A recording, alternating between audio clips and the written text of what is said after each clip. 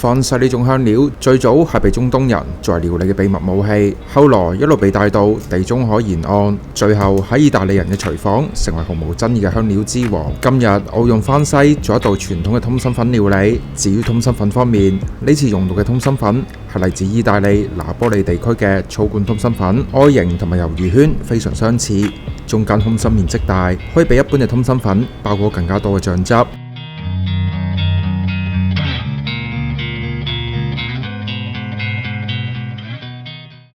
首先，我哋將煙肉切粒，蒜頭切片，番西切碎備用。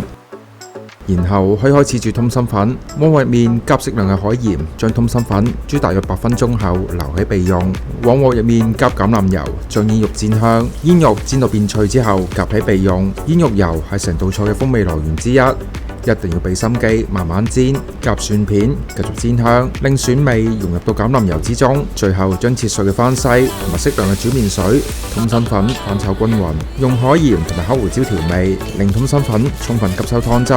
上碟之後，撒上適量嘅煙肉碎。今日我哋呢度可以充分體現番西魅力嘅通心粉料理，就算完成啦。